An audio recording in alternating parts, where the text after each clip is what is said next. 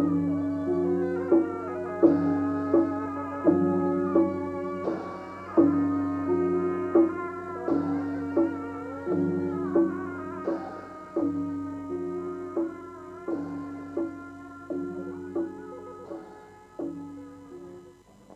เชิญชวนพี่ป้านาอาลูกเต้าหลานเด่น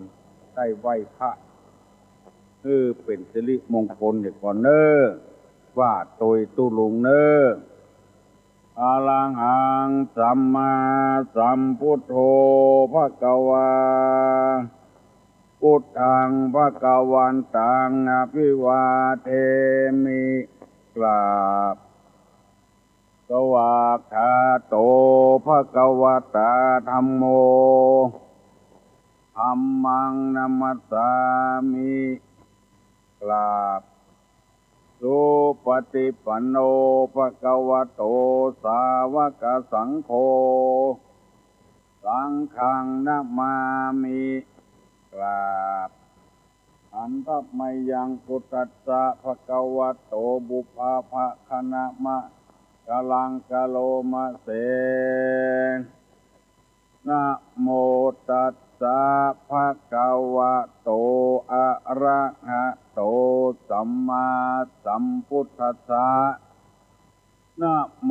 ตัสสะภะคะวะโตอะระหะโตสัมมาสัมพุทธัสสะนะโมตัสสะภะคะวะโตอะระหะโตสัมมาสัมพุทธัสสะพุทธังสรณังคัจฉามิธัมมังสรณังคัจฉามิสังฆังสรณังคัจฉามิตุติยัมปิพุทธังสรณังคัจฉามิตุติยัมปิธัมมังสรณังคัจฉามิตุติยัมปิสังฆังสรณังคัจฉามิตติยัมปิพุทธังสรณังคัจฉามิตติยัมปิธัมมังสรณังคัจฉามิตติยัมปิสังฆังสรณังคัจฉามิอิติปิโสภะคะวะอะระหังสัมมาสัมพุทโธวิชชาจารณะสัมปันโนสุขโตโลกวิทูอนุตตโลปุริสะธัมมสารถิสัทธาเทวะมนุสสานังพุทโธภควาติสวากขาโตภควตาธัมโมสันติติโกอะกาลิโกเอหิปัสสิโกโอปนะยิโกปัจจัตตังเวทิตพโพวินโยหิติสุปฏิปันโนภควโตสาวกสังโฆอุจุปฏิปันโนภควโตสาวกสังโฆญาญะปฏิปันโนภควโตสาวกสังโฆสามิจิปฏิปันโนภควโตสาวกสังโฆญะติตังจัตตาริปุริสายุคคานิอัฏฐปุริสาปุคลาเอสะภควโตสาวกสังโฆอาหุไนโยปาหุไนโยภักขิไนโยอัญจลิกาลนิโยอนุตตะลังปุญญเขตังโลกัสสติกราบหนึ่งกราบสองกราบสามปอบแป๊บปอบแป๊บก็10 นาทีไปแล้วลูกเน้อไปยังบ่ลูกแต่เน้อ6 โมงฝ่ายแล้วไป เนี่ยเวียกเนี่ยการทำงานได้แล้วเนอะฮัลโหลครับตัวลุงไหวพระด้วยตัวลุงครับไหว้พระด้วยตัวลุงครับผมดีแล้วเนอะครับเป็นสิริมงคลลูกเจ้าหน่อยวันเนี้ยครับผมออกแล้วเหรอครับออกแล้วเหรอบ้านนอกนะครับบ้านล่างของเขาครับผมเหมือนนั่นน่ะแปลงไปหลงอ่ะเนาะครับผมครับลูกเจ้าครับผมไหว้พระละครับผมดีแล้วเนอะครับล่องของเข้าวันที่ครับ9 ถึง 26เนาะครับผมแปลงไปหลงเนาะครับดีละครับตกดีเนอะครับผมบุญรักษาครับเอาเจ้าแต่วันนี้จะได้ประกาศธรรมะธรรมโมวันนี้เอากรรมโบราณย่างให้กรรมเพราะว่าเวลามันน้อยวันนี้จะเอาว่าด้วยเรื่องโทษของความโลภนะโลภะโทสะโมหะจะได้นำมาเล่าให้พี่น้องทั้งหลายฟังเรื่องโทษของความขี้โลภมีโทษนะเพราะฉะนั้นคนใดขี้โลภบอกว่าโลภลาภเอาของเงินคำทรัพย์สมบัติก็ดีโลภยศบึดเป็นหนึ่งเป็น2 อย่าง 3 อย่างอย่างที่ว่านะชุบหมวก2 ใบนะทั้งมหาดไทยก็เป็นทั้งกลาโหมก็เป็นชุบหมวก2 ใบคุณนาฝาข้างแท้ๆฮัลโหลผมมาเทศกาลเจ้าตะลุงเจ้าอยากจะถามว่าเวลาหน้าสมาธิเสร็จแล้วนะเจ้าอย่าหน้านะสิว่าสะเทศดาว่าบ่ใครโทรเจ้าแล้วอย่าหน้าบ่ได้กับเจ้าว่าบ่ถูกจ้ะบ่ใครโทรเจ้าเนี่ยจะได้ดีหาเอาว่าเอากรรมเอามันว่าบ่ได้หนังสือมีบ่แต่เจ้ามีเจ้าหนังสือเนี่ยเจ้าบ่ใช่ต่อมาเจ้าจะไปที่ว่าไงเจ้าก็พ่อหนังสือด้วยกับสัพเพสัตตาอเวลาโหตุอภยาปชาโหตุอนิคาโหตุจ้ะง่ายไม่ใจเจ้าสัตว์ทั้งหลายที่เป็นเพื่อนทุกข์เจ้าแต่เจ้าเวลานั่งสมาธิที่บ้านนะแฟนเจ้าบ่อย่าผู้เจ้าคนไหนแล้วเจ้าจะว่าด้วยแฟนเจ้านะแล้วสมาธิ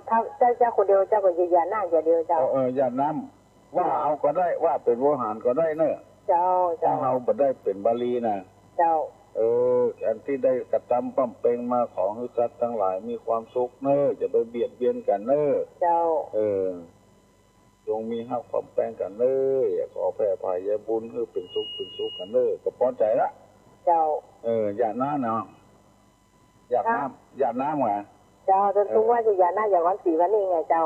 ที่บ้านนี่นะแล้วก็ที่บ้านผู้ปฏิบัติที่ตุลูนั่นแต่เจ้าจวนเมืองอ่อนน่ะเนาะเจ้าปีปากยอนั่นแต่เจ้าเป็นปากยอเจ้าก็รู้ถึงว่า4 แล้ววันนี้หัววัน4ลูกเจ้าน้อยแล้วก็มาฟัดตุลูตัวนะเจ้าเจ้ามันน่ะเจ้าวัด4ฟัดตุลูดีตะลุม่อนเนาะเจ้าน่าจะที่โทรถามว่าเพราะว่าเจ้าของนี่เขาบุ้งบ่ได้บู้เจ้าก็สีแม่บ่ได้อีนะว่านั่นเนาะเจ้าอย่าว่าสีมันฟังจะบ่เที่ยวเขาต่อดอกไม้ทุเทียอย่างนี้โง่เลยม่อนเนาะฟังเสียงม่อนเนาะบ่ประชัดตัวใดเนาะกำลังเนาะอยู่บนดอยเจ้าอยู่บนดอยเจ้าแล้วก็นั้นได้หนาวนะมันใกล้น้ำเมทาตัวยันหนาวอยู่เจ้าหนาวอยู่เจ้ามีไฟเลยเจ้าอยู่ไฟอยู่เจ้าเจ้าขอเดี๋ยวเจ้าก็จะขอตัวไปว่าถึงกันเนาะไปว่ากันนะเจ้าขอคุณรู้ใจในการนี่นานๆนะเจ้าตุลูใจการนานๆเนาะเจ้าขอไหว้พระตุลูนะจ๊ะดีละเจ้าโชคดีขอมาเทศกาลนะเจ้าโชคดีอันเพิ่นว่าความโลภของคนนี้นะถ้าโลภนักลงไปมันจะมีโลภในลาภในยศในสรรเสริญในสุขไปเถอะมีหมดในโลภในความสุขแล้วไปก็เลยเป็นเหตุให้ต้องมีโทษอย่างนี้จะขอเสนอให้ฟังเนอะเพื่อจะได้ปกป้องกันไว้บ่ฮื้อขี้โลภขี้อำนำไปบางคนถึงหันแก่ตัวด้วยนะ ศัพท์นักแตะวันนี้นะแจ้บัดแจ้ก็โทรศัพท์มาละอ้าวฮัลโหลขึ้นมาถามคุณลุงก็เจ้าให้คุณลุงปิดไมค์ก่อนนะเจ้าปิดใช่ข้างเวลาข้าง15 นาทีเปิดนะเจ้าสถานการณ์นะเจ้าก็เดี๋ยวปิดเลยเจ้ามันปิดไม่ได้อ่ะเฮ้ยปิดโทรศัพท์ก่อนเนี่ยก็จะได้ฟังต่อเนื่องแล้วเดี๋ยวคุณลุงกู้เดี๋ยวคนหนึ่งโทรก็ฟังภาพต่อนะเจ้าจำได้นะไหนก็ไหนละเนาะดีใจตัวอ่ะคนโทรมาขอบคุณทุกคนอ่ะมันฟังเพื่อเขาฟังกำลังม่วนเนาะเดี๋ยวคนโทรมาคุณลุงกู้อย่าลืมไปอย่างเงี้ยก็บอกคือเพิ่นกำเนาะตอนนี้ไปจำเรียนเด้อตั้ง6 โมงเกินก็โทรมาหาตุลุงเนาะ6 โมง 45อีกก็ได้45 6 โมงเกิน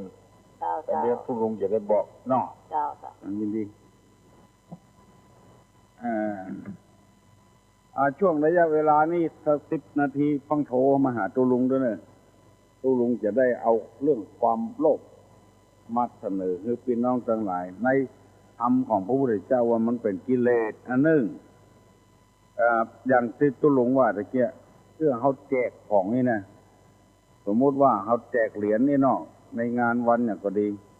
อันเดียวบ่พอเล่นของฮื้อลูกฮื้อปัวแถมอันเนี้ยความโลภเกิดขึ้นเฮาหันแล้วรู้สึกว่าน่ารังเกียจผู้ซื่อๆน่ะก็คนอื่นก็ยังมีแถมบ่เลิกบ่เจอเสื้อตุลุงกกให้มิ่งเหมือนกันแต่ว่าบัดเจ้โคตรนะมิ่งเหมือนกันนะเสื้อเฮากะไว้ว่าคน300เนี่ยเฮากะของถึง400ก่อนบ่คุ้มนี่เป็นต้นไอ้ก็จามเถอะไปได้ของแจกของอย่างที่ไหนเอาอันเดียวก็พอแล้วเพิ่นฮื้ออันเก่าเอาอันพอละบ่ท่าเพื่อลูกเพื่อเต้าอย่างละมันหันแก่ตัวลำไปบอกว่าอย่างถ้าก่อนนี่ใส่ไว้อย่างที่2ที่3ก็นักขึ้นเสื้อเอาไปแล้วไปกองไว้บ้านบันไดเป็นพักไม้ใส่เกลืออย่างก็ตามเถอะไปในแพะในป่าหันนักก็เอานักลงไปคนอื่นจะเอาพ่องก็บ่ได้ละตัวเอาไปแล้วก็ไปเน่าไปบูดไปเสียโทษของมันมีนะความโลภนี่นะบอกว่าเงินคำทรัพย์สมบัติเป็นอย่างก็ตามเถอะเอาแล้วเอาแถมปอถ้าเสื้อมันจะมีความมีโทษของมันก่อให้เกิดความพินาศเนอะคอยพอเถอะหมู่ที่กาของเถื่อนกากาของหนีภาษีกาเท่าใดบ่พอกายาบ้ายาอีเอาเข้าเพิ่นยึดหมดเนี่ยเป็นข้อ1โทษในทางพุทธศาสนา2ทำจิตให้กำเริบเสบสารหันแก่ตัวหันแก่ได้3เป็นภัยในภายในเป็นพิษเป็นภัยในภายใน4ทำให้บ่รู้จักประโยชน์บ่หันทำ5ทำให้มืดบอดอันนี้เป็นโทษของความขี้โลภตุลุงจะว่าให้ฟังคำเนิ่งก่อให้เกิดความพินาศ2ทำจิตให้กำเริบ3เป็นภัยในภายใน4ทำให้ไม่รู้จักประโยชน์ไม่เห็นธรรม5ทำให้มืดบอดคำเดียวจะขอเมตตาเวลาน้อยเดียวอธิบายให้ฟังขอให้เกิดความพิมนาศดังที่ตุลุงยกอุทาหรณ์เมื่อกี้ว่าโลภนักลำไปก็เลยเพิ่นยึดเพิ่นอันอย่างไปเหี่ยปตกเสียงตีบ้านตีสวนเอาไปอย่างที่เฮาหันว่าอยู่ที่หิมน้ำปิงที่มันงอกมันงามออกไปก็เลยล้อมหัวออกไปเอาเข้าเพิ่นยึดขึ้นเหี่ยไปได้สักกรรมเนี่ยเกิดความพินาศ2ทำจิตกำเริบเสบสารเมื่อได้แล้วได้แถมได้แล้วได้แถมมันหมูจะปอสักเตื้อกำเริบเสบสารขึ้นไปแล้วก็เป็นทุกข์กับตัวเก่าลงไป3เป็นภัยภายในเป็นภัยภายในบ้านภายในจิตในใจในครอบครัวในบ้านในจองของเราเป็นพิษเป็นภัย อยู่กับไผปวดทุกข์ปวดโล่งไผเพราะความที่โลภของตัวเองนักเกินไปอันใดก็เป็นของตัวเนี่ยประตกประเสี่ยงอันนี้คืออันนี้เป็นภัยเป็นพิษเป็นภัยภายในนำความเดือดร้อนมาสู่ภายในแล้วก็สี่ทำเพื่อบ่รู้จักประโยชน์มหันธรรมะธรรมโมเนี่ยสักอย่างมุ่งแต่จะได้อย่างเดียววันนี้ย่อๆน้อยทำให้มืดบอดมืดมนอนทการไปหมดไปหวังแต่ความโลภอย่างเดียวอันนี้โทษของความโลภที่พระพุทธเจ้าว่าเป็นกิเลสสันดานในจิตใจว่าแผ่ผายเอื้อเพื่อแผ่เนื้อไผเอาก็ได้อย่างเดียวเป็นเจ้าเป็นนายก็โลภเอาคนเดียวเป็นลูกน้องก็เอาโลภเอาคนเดียวอันนี้โทษของความโลภได้นำมาเสนอพี่น้องของฝ่ายลูกเต้าหลานเด่นศรัทธานาบุญทั้งหลายได้ฟังเพื่อเราจะได้พินิจพิจารณาเอาใจเปิ้นมาใส่ใจตัวจะไปหันแก่ตัวลงไปแล้วก็จะได้หันธรรมะธรรมโมตัวหูศีลหูธรรมตัวถ้าหวังได้อย่างเดียวเป็นพิษเป็นภัยกับตัวเองแล้วการที่รับเด็กลูกเจ้าเสาะว่างหากินแจ้งไปแจ้งไปละอันนี้ไม่ใช่ความโลภเนอะขอให้พี่น้องพ้องหญิงทั้งหลายได้จำไว้มันขี้โลภแจ้งไปแจ้งออกไปละอันนี้ไม่ใช่ขี้โลภเนอะในศาสนาเฮายกย่องสรรเสริญตัวว่าเป็นคนขยันเป็นคนขยันหมั่นเพียรอันโลภนี่หันได้ง่ายๆอย่างที่ตุลุงว่าตะกี้นะเปิ้นแจกของแจกไอ้หยังเอาหนึ่งบ่พอเอาสองเอาสามแถมเนี่ยอันเนี้ยมันทำให้หันเป็นชัดๆว่าเป็นคนหันแก่ตัวหันแก่ได้พอนึกถึงจิตถึงใจคนอื่นที่พึงจะได้พ้องมันทำลายสารพัดอย่างนะทำมือพินาศนะแต่ก่อนนี้เช่นพ่อเช่นแม่เขานี่เข้าไปในแพะในป่าเอาซ้าไปตัวว่าไปเสาะนอก็ได้นอมาเต็มซ้าก็พอแล้วปิดมาละวันเดียวนี่เล่นเอารถไปขนเอาอันนี้คือความโลภจะเอาเหยียดเสี่ยงเหยียบบนตกบนเสี่ยงบ่ฮื้อต้นไม้ได้งอกได้เงยได้มีเป็นไม้เป็นกอขึ้นแถมเอาเหี่ยคนเดียวเอาเหี่ยกำเดียวเกินลงไปอันนี้ของเขาว่าความโลภล่าบลาไปตั้งฝางอยู่ในแพะในป่าแปลงนอปิ๊บแปลงนอปิ๊บต้มนอปิ๊บอยู่ในป่าเอาหมดเชียงตึงโคตรตึงเอาแล้วก็จะเดือดร้อนเมื่อใดไผ่ผงเรื่องอันนี้คือความโลภเกิดขึ้นในสมัยแต่ก่อนนี่เพิ่นว่าเศรษฐกิจเพียงพอเศรษฐกิจเพียงพอนี่คือหมายความว่าบาโลภใจบาโลภนักลำไปคนที่หาค้าขายเนี่ยให้ใส่ส่วนไปขายของเมื่อเจ้ามาจี้ตีสามตีสี่ไปอันนี้ไม่ใช่โลภเนอะเดี๋ยวไปเข้าใจว่าโลภเป็นคนที่มันขยันประกอบอาชีพถูกตามหลักในที่เรียกว่าฆราวาสจะต้องมีคุณธรรมหนึ่งเป็นคนมันสองเป็นคนประหยัดอารักขสัมปทาสามคบคนดีสี่ประกอบอาชีพที่บ่ผิดศีลบ่ผิดธรรมบ่คิดผิดกฎหมายบ้านกฎหมายเมืองคืออยู่ในศีลคือกินในธรรมอย่างที่เพิ่นว่ากันวันนี้เวลามันน้อยตุลุงได้นำมาเสนอให้พี่น้องทั้งหลายได้ฟังเพื่อให้ได้เป็นคติเตือนอกเตือนใจประเดี๋ยวนี้เป็นที่น่ายินดียินบานมีตุเจ้ามีพระนายมีท่านพระครูบาอาจารย์ออกสถานีวิทยุกันตลอดคืนหุ่งก็มีเพื่อเขาจะได้ถึงเวลาที่จะได้ลุกประกาศธรรมกันตุเจ้าตุลุงได้ออกมาเจ้ากูเจ้าชั่วโมงหนึ่งบางคนก็ว่าขอทำชั่วโมงได้ก่ออย่างหมู่เนี้ยจิตธุระเฮามันมีอยู่ที่จะต้องทำต้องปฏิบัติสามารถที่จะนั่งอู้2 ชั่วโมงได้ ยินดียินบานโทรศัพท์กูสายเนอะที่โทรศัพท์มาอู้กับตุลุงม้วนอกม้วนใจตัวตุลุงบ่รังเกียจเดียดฉันอย่างสักอย่างเพราะข้องอกข้องใจให้ถามก็ถามมาจะตอบปัญหาที่ตุลุงถามไปก็ตอบมาเพื่อเขาจะได้ประสานงานกันทำเพื่อกิจกรรมเจริญรุ่งเรืองไปเรื่อยๆใครมีความทุกข์อกทุกข์ใจอย่างเดือดร้อนใจอย่างปัจจัยว่าเกี่ยวกับการเงินการทองนะเนี่ยอันนั้นเป็นจะได้อย่างแต่ว่านี่พิษสมัยเพิ่นถามมาว่าทั้งร้อยสุเต้เพิ่นอยากน้ำเพิ่นว่าอย่างอันยังกินจีเพิ่นว่าอย่างอันวันตาเพิ่นว่าอย่างอันทางบ้านดอนตาลว่าอย่างอันคือเอาความถูกต้องว่าเพราะของจะให้มันเหมือนกันหมดมันจึงเปลี่ยนไปบ่ได้อย่างกินข้าวเนี่ยก็คนบ้านเขาว่ากินเนี่ยบางคนก็ว่ามั่มบางคนก็ว่าแดกบางคนก็ว่ายอกไปหาแมวก็ว่าน่อมอเนี่ยไปหาญี่ปุ่นก็ทำไปลือเนี่ย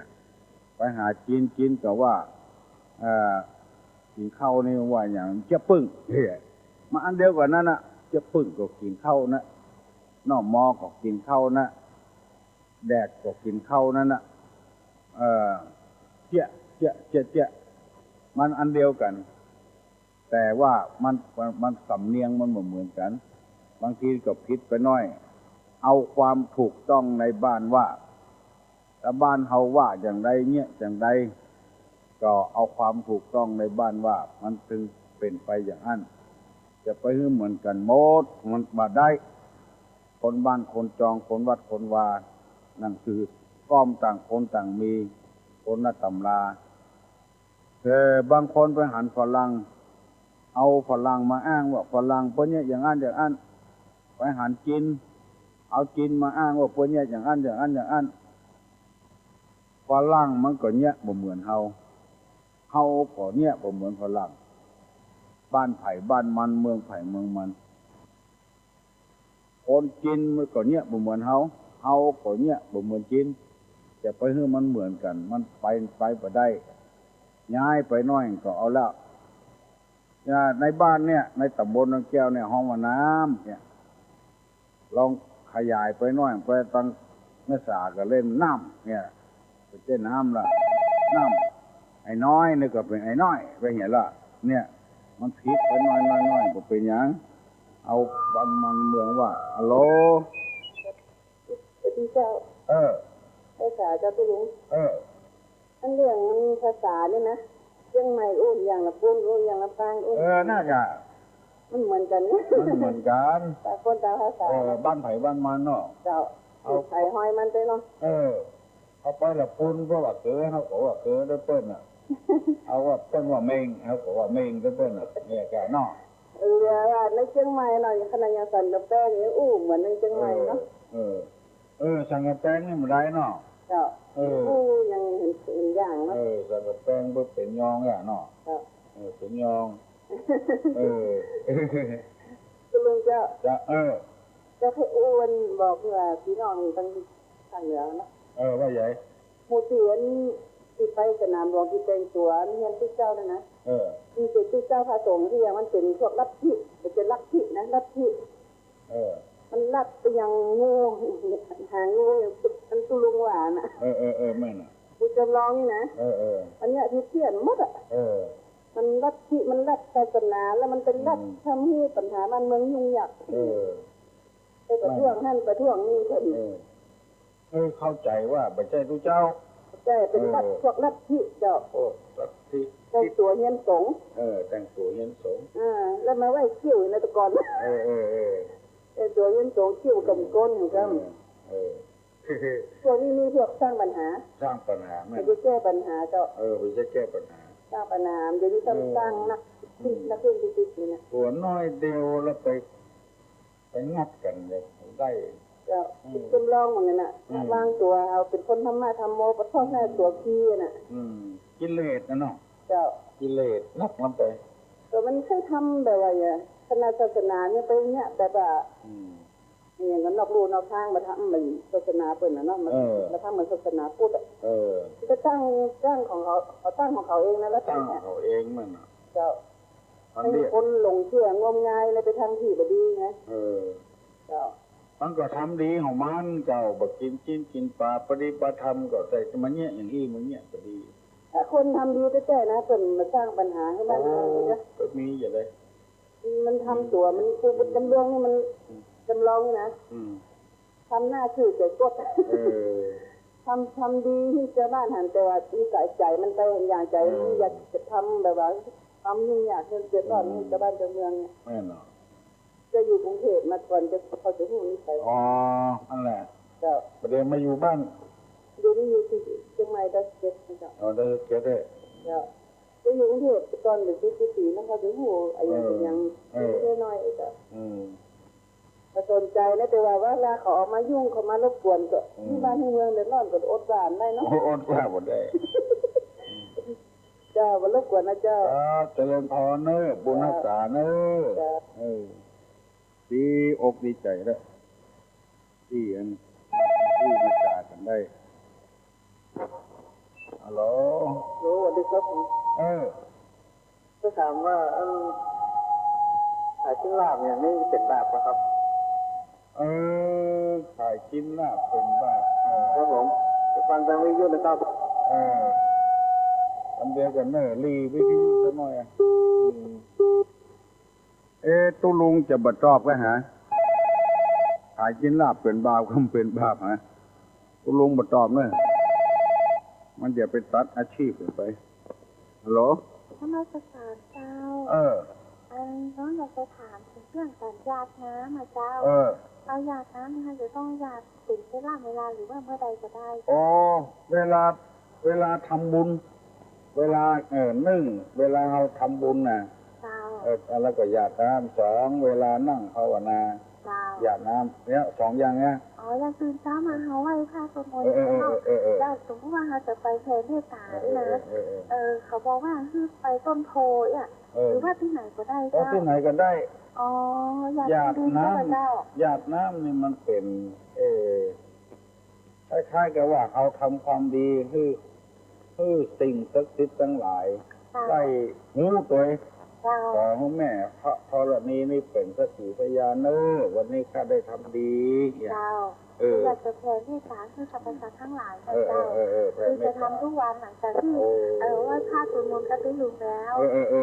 จะทำตรงที่ว่าสนามหญ้าหรือว่าที่ไหนก็ได้ที่ไหนก็ได้ที่ไหนก็ได้บ้านเรามันไก่ต้นโพเนาะแต่ว่าลงที่ไหนก็ได้หรือจะต้องยุ่งไปลงดินหรือว่าจะต้องยาใส่ก๊อกใส่ก็ได้ก๊อกก็ได้น้ำก็ได้แล้วก็เขาก็เอาน้ำที่ก๊อกนี่ก็ไปลงดินหนึ่งกำเจ้าแล้วก็ถ้าซื้อโรงเรียนเวลาก็อยากจะให้อธิบายเรื่องเจ้าทั้งสี่โดยเจ้าเรารู้ความหมายเพราะว่าเราอาจจะเป็นคนรุ่นใหม่เนาะเขาไปให้รู้ความหมายแล้วก็เขาก็สามารถจะอธิบายให้ผ่านได้โดยเจ้าเพราะว่าถ้าบางทีลูกหลานถามเขาก็ไปให้รู้เรื่องแต่เจ้าอยากจะโอกาสอธิบายตรงๆนะเจ้าเขาจักป้านันจูอ่ะเขาจักแต่ได้ยินนั้นท่านนั้นโทรมาหาตุ้ลุงบ่อยๆนั่นพอไปถามคนก็เรื่องการดนตรีนี่ผู้ซื่อมันเป็นเรื่องของนั้นมันนอกศาสนาเจ้าอะไรได้นอกจากอาจจะถามพวกที่เป็นตู้เป็นงานฐานเป็นอะไรบ้านเฮาเนาะถามคนไหนเขาด้วยถามผู้สารเนาะเจ้าได้กองที่ตุ้ลุงข้าสาธุภาพเป็นนะเจ้ายินดีเนอะเจ้าขอบคุณเจ้าที่ไหนอ่ะประสานเจ้าประสานปุ้นเจ้ายินดีเนอะน้องเลยเจ้าขอบคุณเจ้าคุณน้อยสารเจ้าคุณนักษาเนอะยินดีเลยผมประสานปุ้นฮัลโหลสวัสดีเจ้า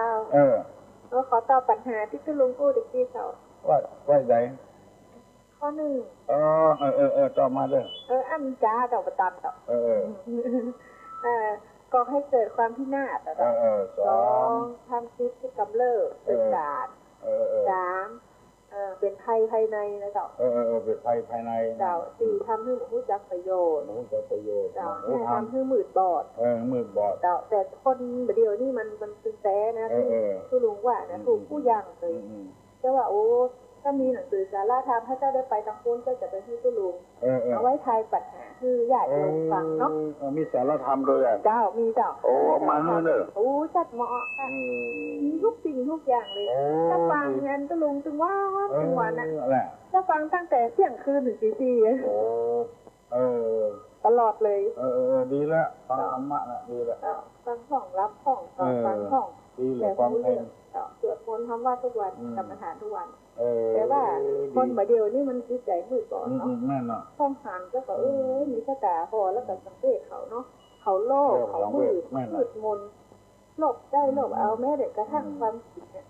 จริงนะถ้าซื้อสินยังพอผิดถ้าเพื่อนเลี้ยงนี่ก็ได้ตึกเนี่ยเกินไปจนมีเพลงออกมาแต่ถ้าเอาแล้วยังหัวปอนะพวกที่บ้านเห็นเนี่ยแล้วก็บอกไว้แต่คนอื่นตั้งหลังก็จะได้กินห้องเนี่ยจูหลอดหินน่ะประเดี๋ยวว่าคนจิตใจมันต่ำเนาะจิตใจต่ำไปมันไม่ได้ฟังมันเจริญมากเกินไปจิตใจเลยต่ำไม่ได้ฟังธรรมะธรรมะฟังธรรมะถ้าเขาธรรมะฟังว่าเขาแค่ที่ไปไกลๆไว้อันดีแต่มันจะคนมันหับจะได้ต้องหับจะได้มั่งหับจะได้แก่จิตใจมันมาถึงเขาตัวเสื้อเตี้ยเนาะมันมีอยู่สองอย่างโลกอย่างหนึ่งหงายค่อยอย่างหนึ่งความค่อยอย่างเอานี่หงายค่อยเนาะฮับเอาแกงฮับเอาน้ำคือเป็นน้ำต้นแก้วอยู่ตลอดน้ำต้นแก้วเขาก็เอ็นดูเขาเนาะเขามืดเขาบอดเขาผีทางแก้งตายไปเขาเจ็บเป็ดเจ้าว่ายังเหมือนกันได้ตายเพราะเป็นเป็ดที่มันต้องพอเขาตรงนั้นนะถ้าเจ้ามันก็แน่เอ็นดูแล้วมันก็เป็นคติสอนใจเขาแต่ละแล้วน่าจะเขาบอกว่าเป็นครูเขาอยากจะเป็นครูเขาเจ้าอย่างครูลุงว่าตะกี้นี่เจ้าเอาอันเนี่ยปอ2 อัน 3 อันเพื่อลูกเพื่อเต้าแม่เอาอันเดียวกับปอกับเอาไปไว้อย่างพลังมันเอาหันธรรมะแล้วเอางุบงิดเลยนะเจ็บหัวได้ไปนั่นไปแล้วอันที่เป็นว่าที่เป็นพุทธธรรมนายนี่นะมันตื้ออยู่ที่สักอย่างมันเป็นเหตุผลเจ้านี่ก็ว่าที่เจ้าซึ้งหนังสือนั้นแทบว่าเอามาเนอะ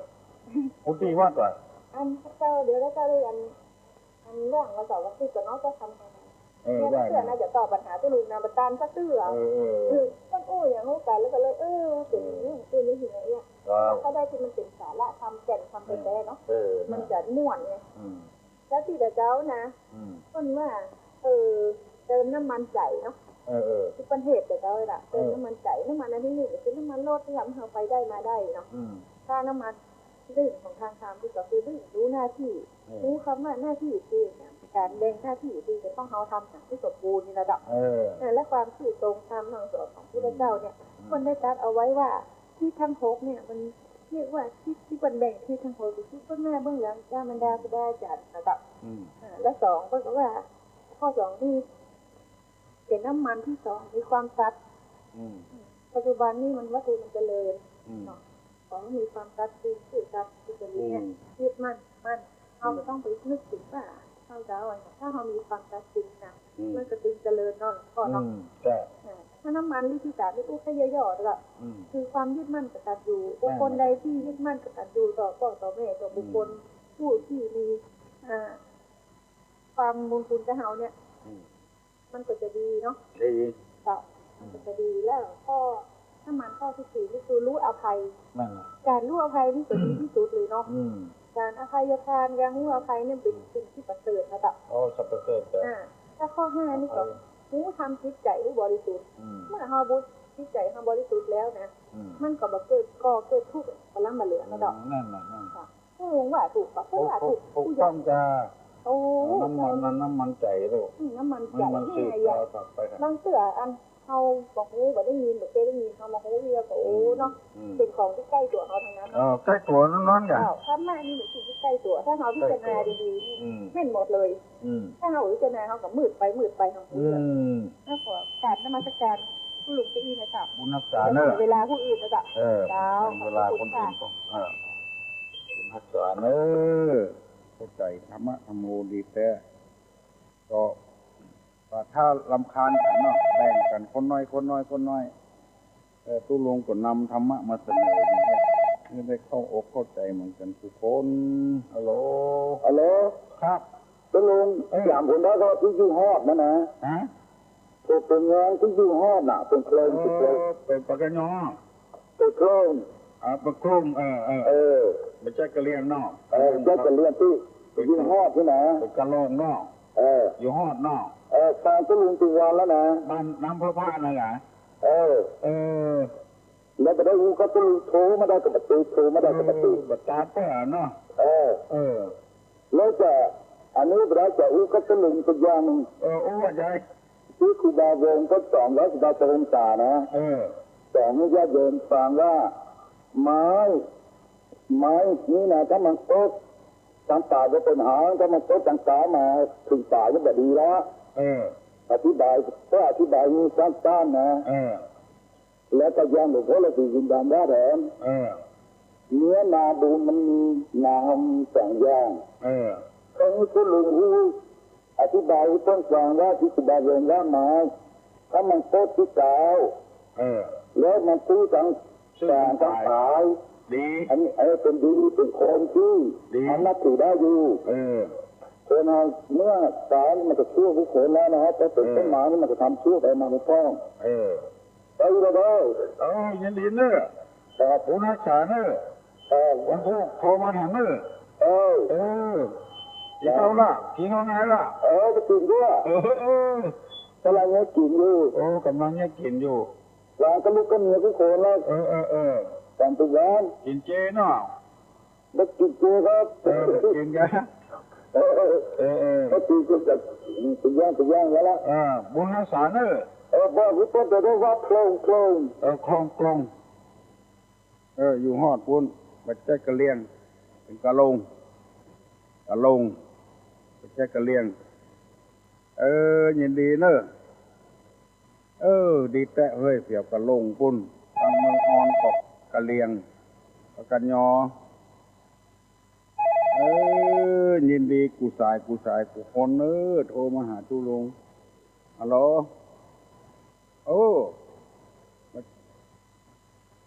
ไม่ใช่กระเลียงเหรอฮะตกดอยกระเลียงตกดอยกระเลียงตกดอยตุลงก็ได้ช่วงนี้ก็อันผมทำงานอยู่มจรที่สวนดอกตุลงนั่นแหละครับทีนี้ช่วงนี้ก็อันได้ช่วยเหลือคณะสงฆ์เนาะอันมีโครงการบรรพชาสามเณรฤดูร้อนนะครับที่ไหนก็แต่ว่าก็มีหลวงพ่อเจ้าคณะอำเภอเป้าเนาะแล้วก็ปุ้นแถมไม่ตื่นเวลาเขาอุ้มก๋อยวะน่ะครับแล้วก็วันที่26เนี่ยที่วัดบุกตุกน้อยนะเพราะนั้นหลายๆพื้นที่เนาะก็ตามมหาจุฬาลงกรณ์ที่จะเสร็จเชียงใหม่ก็ได้อนุเคราะห์ช่วยเหลืออันเอาทุกเจ้าเป็นวิทยากรนี่นะฮะครับก็ได้ช่วยเหลือถึงคณะสงฆ์ถึงศรัทธาถึงเยาวชนเป็นภาพรวมของพุทธศาสนาเนาะครับอันตุลุงอันทำรายการนี่ก็อันถือว่าได้เป็นฝ่ายประชาสัมพันธ์กับคณะสงฆ์ไปโตตุลุงแล้วก็ศรัทธาญาติโยมกับที่รู้จักมาคุ้นกับตุลุงตั้งแต่เนี่ยก็เป็นละเด็กละอ่อนอยู่เต้าเดียวเลยนะครับก็เข้าใจในธรรมะของตุลุงแห่งชาตินักเนี่ยนะครับก็เป็นบุญเป็นกุศลกับภาพรวมแล้วก็เพิ่งก็เป็นห่วงสุขภาพของตุลุงเนี่ยเนาะอันผู้ที่โทรมาตุลุงอันเวลาจะไปอยู่ใกล้วิทยุครับถ้าจะอยู่ใกล้วิทยุก็ลีๆนิดหน่อยมันเสียงมันหอนเสียงมันหอนเพราะฉะนั้นทั้งหลายทั้งปวงเดี๋ยวก็ฟังกันสถานีของเขานี่ก็ไปไกลตุลุงไปถึงลำปางเมืองเถินนี่นะครับเพราะนั้นอันหลวงพ่ออันตุลุงนี่มีเครือข่ายจากอันวัดสุพรรณารามมาเนาะเพราะนั้นเครือข่ายที่วัดอินทกินหลวงพ่อฤาษีเทพรองเจ้าคณะจังหวัดเชียงใหม่พระราชาจารย์ก็อุปถัมภ์อยู่แล้วเนาะแต่ถือว่าเป็นสิ่งหนึ่งที่ตั้งคณะสงฆ์จังหวัดเชียงใหม่ของเราถึงภาพรวมถึงโมที่นะตุลุงจะได้อนุเคราะห์ศรัทธาประชาชนเรื่องพุทธศาสนาเนี่ยเห็นว่าจ่ายเข้าที่ตุลุงเนี่ยเป็นรายการที่อันที่น้องศรัทธาบอกว่าคนเฒ่าคนแก่เล็กละอ่อนได้ลูกเจ้าที่ตุลุงไปเจอนะมีประโยชน์หลายอย่างแต่เจ้ากับตุลุงก็ได้อู้เรื่องความคิโลกกันนะครับอันนั้นอันตุลุงก็ได้อธิบายให้เข้าใจอันพี่น้องประชาชนหรือว่าอันศรัทธาโดยทั่วไปเข้าใจเพราะว่าในฝ่าย ภิกษุหนุ่มสามเณรน้อยเนาะแล้วก็พระเจ้าพระสงฆ์หรือว่าฝ่ายพี่น้องศรัทธาทั้งหลายเข้าใจมันเหมือนกับอันปุ๊บหรือว่าอันกะลาบกเป้านะกะล่มบกเป้านะมันเอาว่าเนาะตุลุงอู้นี่คือหงายไม่พอเลยนะครับหงายไม่พออันนี้คือสิ่งที่อ่านว่านักเตะนักอู้นักแบบตุลุงนี่มันเทียมนี่เนาะก็เลยจะได้อันพอทำโครงการนี่นะผมทำโครงการไว้เนี่ยคือจะได้ไปเสนอกับตุลุงแห่งครั้งหนึ่งเนาะที่จะเจ็ดอย่างก็ครับผลงานของตุลุงนี่นะครับได้ปรึกษากับท่านอรุณเลขาตุลุงเรียบร้อยแล้วครับครับวันนี้ก็ขอนมัสการตุลุงในเบื้องต้นดีก่อนเด้อวันนี้ครับนมัสการครับตุลุงนักษาเนี่ยครับผมครับดีละอันนี้ตุเจ้าเพิ่นจะทำโครงการต่างๆช่วยเผยแพร่พระพุทธศาสนาให้เจริญรุ่งเรืองต่อไปบ่ถ้าคิดว่าศาสนาเขาจะเสื่อมจะทรามลงไปก็ต้องกลัวเจริญรุ่งเรืองขึ้นอยู่เรื่อยๆละอย่างที่เขารู้กันเนี่ยโอ้มากูสายยินดีฮัลโหลตุลุงนะครับเอาน้องป๊อบบรรลุขึ้นได้บริหารมันเหมือนการเปิ้นไม่ใช่อันถ้าบรรลุก็จะแก้ปัญหาน้องป๊อบไปได้ถ้าเห็นลูกละมันการเปิ้นถามว่าไงถามว่าขึ้นอะไรแรงที่สุดน้องป๊อบตอบได้ตุลุงอย่างเดี๋ยวถึงโทรไหมเนาะไว้สาตุลุงนะครับเจริญพรบุญนักษาน้องป๊อบน้องป๊อบเพิ่นถามมาว่าขึ้นอะไรแรงที่สุดขึ้นอะไรแรงที่สุดฮัลโหลเช้าไว้สาสิก็แจ้งกับประธานครับนะเนาะแต่น่ะอุ้มหนาขอข้างปากกญอก็มีแล้วปากกญอนี่มันดีแต่กะลงก็มีผู้เจ้าดอยปากกญอก็มีนะหมู่ปากกญอนี่มันเป็นอยู่กับครูบาเจ้าศรีวิจัยมาแล้วเนาะเนาะเจ้าเป็นอยู่กับครูบาเจ้าศรีวิจัยอยู่กับครูบาองค์มาชื่อปากกญอจากหมู่นี้หมู่นี้เขาตึงดีแต่มันอันนี้อันปหินมันจะฟูขึ้นมาที่จะครับเพราะนั้นเจ้าถ้ามีโอกาสอธิบายเรื่องตาลงสีอย่างกันกะน่าตะกี้กับมันกระถามตาลงสีน้องเป็นของศาสนาพราหมณ์แน่ว่านะทุกเจ้าอธิบายมันหมดเลยมันจะพูดเท่ามันพราหมณ์เพียงแต่ว่าพระฤาษีเนี่ยเป็นเอามาช่วยมาได้วันหลังถ้ามีโอกาสขอไปบอกเขาว่าวันนี้ก็มาขอว่าท่านแต่เจ้าหน้าไอ้พี่นั่นกันน่าเพิ่งใจคือว่าอันทุกทีกำลังบรรยายอยู่เนาะมันบัดเจ้ามันคิดพุทธินพุทธตอนก็น่าหันใจที่เป็นโทรมาหาแม่กันเขาจะกระจ้าเป็นกันนะอินดูเขาทำไมได้เนาะมาเป็นยังผมว่าทุกทีมันจึงมันจะได้ลืมเขาตั้งใจไว้แล้วหรอกแน่นอนเขาได้อ่านเขาได้ดูอย่างไรหรอกเขากับมีของอยู่ในใจให้ละเป็นถามมาเขาก็ตอบเป็นเหตุการณ์สนองน้ำใจกันสนองน้ำใจเหตุการณ์เนี่ยพวกเย็นดูเนาะเย็นดูก็เพราะเป็นมาห้าเขาเป็นบัตรโทรมาหาอันนี้เป็นห้าเขาเป็นบัตรโทรมาที่พอไปแตกมีไปโทรมาเนาะเจ้าอันนี้ไปโทรมามาก็ต้องสมองไปเนาะแต่ว่าน้องพี่สมัยก็โทรมาหาที่บ้านนี่ก็เลยฟังละแล้วก็เรื่องเจ้าตั้งสี่ก่อยกันที่หลังก่อยไปออกสถานีวิทยุพวกอันนี้เอาไว้คือเปิดมามาก่อนครับแถมอันว่าขายจินลาเป็นบาปกรอยนะก็นานมีโอกาสก็ตอบไปเด้อตุลุงบ่ตอบเจ้าได้ก็น้องโชคดีบุญนะสวัสดียินดีกุคนคือเป็นห่วงโทรมาเติมเนาะฮัลโหลรีวิทยุนั่น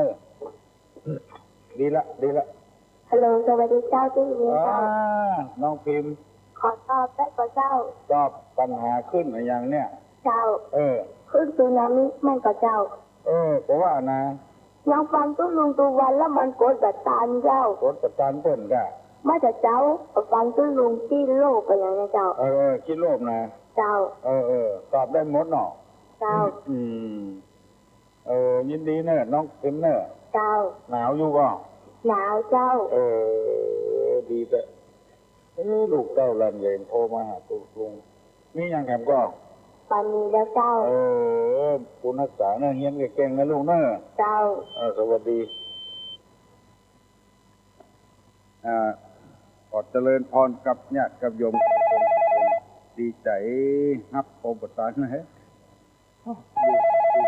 อยู่ตัวเดียวอู้กับคนจะเป็นก็ได้ก็ดีตอนนี้จะจดเอาไว้หมดวันหนึ่งก็ได้ฮัลโหลครับว่าสายกันพระครูครับผมนายสมพรครับอาจารย์ครับอาจารย์สบายดีครับ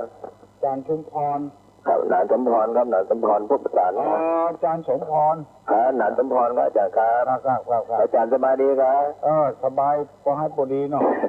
ตรงนี้ทางพระเดชพระคุณหลวงพ่อพระราชปิฎาจารย์เป็นเกาะสัญญาณของอาจารย์พระครูออกไปทั่วเนาะมาเรียนนี่นะแล้วก็ออกไปทั่วครับทางอินเทอร์เน็ตด้วยครับไปหลายที่หลายทางเนาะก็ยินดีกับเพื่อนครับท่านที่โทรเข้ามาเรื่องวิพากษ์วิจารณ์การเมืองคงค่อยเหมาะมาค่อยควรมันไปทั่วโลกเนาะแม่นละแล้วก็ธรรมะอาจารย์พระครูนั้นดีแท้ๆเนาะคนฝากชมมาน้ำสื่ออาจารย์พระครูให้มีอายุมั่นยืนยาวกันทั้งนั้นน่ะจะได้อยู่กำจูนะเป็นลมโพลมใจนะอาจารย์เนาะครับว่าทักทายนิดหน่อยนะอาจารย์ก็ไม่ได้ที่วัดอาจารย์ครับครับไหว้พระอาจารย์พระครูครับเจริญพรเนอะครับรักษาเนอะอันนี้วันโนสุขังพลังดีใจเว้ยมันอกมันใจเอาทำแล้วโวยเนอร์ยัง15 นาทีนะฮัลโหลครับครับคุณลุงครับน้องผมก็แค่ถามว่าเวลาโทรมาหาคุณลุงเนาะผมต้องรู้การเมืองเนาะครับแม่น่ะมันต้องรู้ธรรมะเนาะครับยังสมาร์ทได้เนาะอย่างปีตะกี้เนาะตำรองหน่อยมันแบบดีอู้เนาะครับอู้ได้แต่ผมต้องไปชื่อมันปีน้องมันก็มีแต่ไม่เนาะครับเพราะว่าอันนี้เป็นการเมืองเพราะสถานีนี้ฟังไปหลายปีเนาะครับเป็นธรรมะธรรมโมเนาะครับเป็นธรรมะธรรมโมเขาก็พูดธรรมะธรรมโมดีกว่าเนาะครับเพื่อแค้นใจปล่อยคนระบายมาด้วยครับก็มันครับที่การพูดว่าแต่ที่คนที่โลภเนาะครับคนที่โลภมันว่าโลภนักมันแต่งหลับหายโลภมากหลับหายครับแล้วก็ยังเปิ่นไปเอานอนนะเหมือนก่อนจะประมาณนี้เป็นอ้อยโถงมาบ้านละจานกิโลเขาใส่จะวิ่งแบกมาขึ้นเรือนกลางแก่หน่อแก่ละเขามาเป็นลำรอดอ่ะครับนัดอยู่ก่อนปีหน้าดีอยู่กลางกลางหรอกแต่คนกิโลนี่สิ่งดีเป็นอารมณ์พันนาค้าแต่จังคงกระลักหอบโกงนั้นนะตอนนั้นเนาะเป็นห้องสมัยมันก่อนกินโกงนั้นเนี่ยแต่ห้องกับโลกพันนาเป็นปั้นไว้มันปั้นบกไปเอาไปที่จิ๊กเอาเข้ามันจะนี่แต่บอดตรงนี้มันหันจันหน้าแล้วหันจันนี่แล้วหันจันนี่เนาะกับพี่น้องกันเจอแต่บอดตาคนเป็นแต่บอดคนเขาเนี่ยแล้วที่เขาไหว้สาไหว้จัดดีเขาไปไหนจะป้าเป็นลุงวางเวียงเป็นหยาบยาก็มีที่อยู่แต่ผมว่าคนเรามีกิโลนักมันมีที่เนาะครับน่าจะในโลกจึงมีศาสนาเกิดขึ้นครับเกิดกันคนอย่างเงี้ยครับเพราะอย่างที่รู้ว่าเนาะเรื่องใดบวกเรื่องหมู่อ่านเขาไว้ที่ก้อยแหไปเนาะครับก้อยหาไปจะตายไม่ได้เป็นตัวสักอย่างครับเด็กครับวันนี้มีตัวนี้เนาะครับขอบคุณครับอยู่ไกลแล้วนี่อยู่เรื่องกระเป๋าเนาะครับเรื่องกระเป๋าเหรอครับได้ยินชัดก่อนครับดีเนอะครับมีคนฟังหลายบอกครับแต่มุมเนี่ยจะดีไหมยังนี่ก็ฟังกันหลายอยู่ครับคุณรักษาเนอะครับเจริญพรเนอะม่อนอกม่อนใจกระแตละพี่น้องทั้งหลายบ้านใกล้บ้านเคียงพอได้โทรมาตรงปล่อยบ้านสาราดักซึ่งมดฮัลโหลนี่ประการหนูจะแค่ไปถามหลวงปู่ถามหลวงลุงถามว่าไงถามว่าเขาให้โลงมาที่เขาทำพื้นที่โดยเก่าแล้วเราก็เอาไปเจอเด็กอย่างที่ได้มาฉันได้ทำเป็นที่วัดติดป้านะพอไปเจอเขาก็จะพูดแบบมองที่อยากจะทำแล้วเราจะไปบังคับอะไร ซองค่ะก่อซองบุญเลยค่ะก็ทำศาลาการเรียนก็ไม่รู้เขาแจกเขาแจกมาดิฉันได้รับมา25 ซองไปว่าให้เขาว่าเขาว่าเอามาใครจะพูดกันเนาะเอามาดูเขาดูตัวเองก็ต้องเสียเขาแล้วเวลาถูกไหนทำไมไม่เสียเวลาเขาพูดถึงรอไปแจกเราไม่สบายใจแต่มันมีมานานแล้วนี่เขาบอกบุญไม่รับอ่ะแล้วทำไมเขาทำเอาไว้เขาก็ได้ชาติหน้าเขาเกิดเขาไม่ได้คิดอย่างเราเขาไม่ได้คิดหรอกเราคิดว่าชาติที่เขาดูที่ขึ้นไปกินเขาก็ทำบุญไว้เขากินบุญเก่าแล้วทำบุญที่ทำต่อไว้ชาติหน้าสิ่งที่10 บาทเพราะว่าเราเลยทั้งแต่สิ่งที่ทำคือเขาไม่ได้ทำเยอะเขาแล้วแต่เราเพื่อบังคับเท่าไหร่ก็ได้เขาเป็นของเขาเราก็ไม่ได้ขอส่วนบุญไปเขาคือเขาทำเขาได้ส่วนเขาก็ถ้าเขาไม่รับเราก็เอาคืนมาให้คนอื่นถ้าเขาไม่รับดิฉันก็จะใส่ได้หมดนะคะใช่ไปดีแล้วเพราะหลวงพี่เขาบอกว่าเอาไปคนที่เขาการจัดกินใช่เขาไม่เสียงเดี๋ยวเอาไปให้เพราะเอาไปให้แล้วมาเขาก็เราก็ไปให้เพราะเขาเลี้ยงปลาแล้วเขาพูดมาอย่างนี้เราก็เลยเขาใจกันไม่ใช่เพราะคนเรามันไม่เหมือนกันจิตใจเหมือนกันเราไม่ต้องไปถือเขาเราไม่ถือแต่เราก็ไม่กล้าไปหาไม่ต้องไปหาเขาเอาให้คนที่มันชอบใจแค่นั้นก็พอใจแล้วเราก็จะได้มีจิตใจไม่เป็นอกุศลแม่เขาบอกว่าที่เรามีชีวิตส่วนนี้ที่เราสร้างสะสมมาจากชาติก่อนแต่ชาติเราไม่ทำไว้ชาติหน้าเกิดมาจะกินอะไรจริงจริงเพราะชาติก่อนเราได้สะสมมาก่อนบางคนเกิดมาในกองเงินกองทองพ่อแม่ตายทิ้งไม่มีอะไรเลยหมดเนื้อหมดตัวก็ไม่ได้ทำไว้ชาติก่อนแล้วขอบคุณมากๆนะคะสำหรับเบอร์โทรศัพท์ที่คุณพี่เขาโทรมาบอกแล้วน้องใช่ค่ะเก็บไว้แล้วค่ะทำไมติดต่อที่เชียงใหม่เหรอหลงเบอร์โทรศัพท์แต่ติดต่อที่เชียงใหม่นี่ใช่ไหมคะเขา053หมดเลยค่ะ053หมดเลยขอบพระคุณมากค่ะเจริญพรบุญรักษาเนอะเจริญพรวันนี้วันศีลเนอะก็ออกไม่ออกทั้งหมดศรัทธามาเต็มวัดละประเดี๋ยวนี้เป็นมาทำบุญหน้าแล้งตักบาตรหน้าแล้งเจริญพรการนมัสการเจ้าฟังถึงวันกำลังใจทุกต้องทุกอย่างปัตตานต้นเนาะปัตตานเจ้าถูกต้องทุกอย่างค่ะถูกต้องทุกอย่างดีใจขนาดเลยเอาจนถูกนะเอาจนถูกคนที่โลภมันอย่างที่เขาว่ามัน100%อยู่แล้วจ้า100%เนาะแต่บ่ฮู้ว่ามันจะมีโทษอย่างไรบ่ได้เอาก่อนเลยเฉลยให้ฟังบ่ได้ว่าคนที่โลภมันเป็นคนอย่างเงี้ยที่โลภเดี๋ยวถ้ามันได้รับกรรมแล้วมันจะมันจะอย่างนี้การราชการจ้าต้นใดบ่พอเนาะต้นใดบ่พอก็แถมอันนี้วันศีลบุญรักษาเนอะการราชการจ้าเจริญพรยินดีกับผู้คนพระวันศีลเจริญพรขอนมัสการจ้าน้องป๊อบจ้าก็ถามมาตะกี้ถามยังกะจ้าเป็นว่าขึ้นในอย่างแห้งกับเปิ้นวะขึ้นตอบบัตตันเปิ้นสักกรรมบัตตันเปิ้นสักกรรมน้องป๊อบถามตอบว่าอย่างขึ้นอะไรอย่างแห้งกับเปิ้นแต่กี้น้องพิมพ์เป็นตอบว่าขึ้นสึนามิขึ้นยักษ์เจ้าขึ้นยักษ์ค่ะถูกว่าเนาะวันนี้จะถามพี่จะถามเพื่อนน้องป๊อบตันไหว้พระตัวที่ลุงหรอตันเจ้าแต่เดี๋ยวนี้ลูกจะฝ่ายหน่อยละตอนแรกลูก6 โมงเกินเดี๋ยวนี้ลูก6 โมง 45 นาทีเจ้าก็จะแจ้งเนี่ยลูกขวายลุงตอนนี้ห้องมันลูกเนยจะไปให้มันลูกก็มาเปิดยุคถึงวันมันเหมือนลูกเอาน้ำหดเอาน้ำหดมันให้กับพี่น้องดึงมาได้ไม่ง่ายไม่ยิงลูกฝ่ายถูกต้องเนอะให้ลูกเจ้ากันนี่ลูกรับลูกเจ้าจะเป็นลูกฝ่ายเนาะกินเหล้าอากาศลูกฝ่าย น้องป๊อกกินเหล้าอ่ะไม่ได้กินบอกกินอย่าเป็นลูกควายกันดูทีวีเจ้าอันโลดีแล้วกับตู้อุ้ยมาตู้ลุงมาก็ดีนะเนอะเจ้าพ่อผมสอว่ะน้องป๊อกลูกควายยินดีถึงครอบครัวเนอะมีความสุขเนอะเจ้าเจริญพรธรรมสการวันนี้วันศีลวันธรรมเนอะอ่านออกผู้เหตุกรรมว่า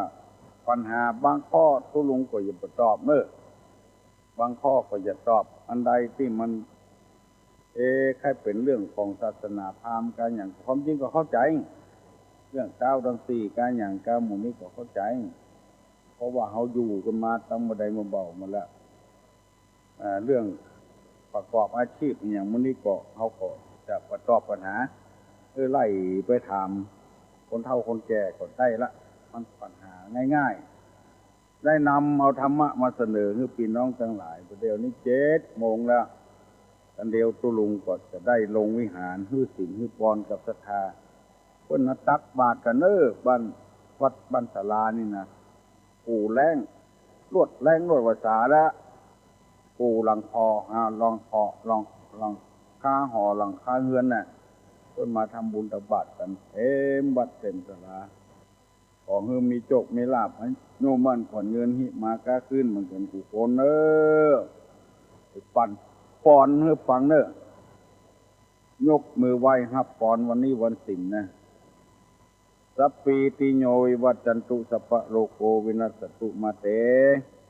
ภวะตนตรายโยสุขีติคาโยโกภวะอภิวาทนาสีริสนิจังวุธาปจายโนจตารโลธรรมาวัฏันติอายุวันโนสุขังพลัง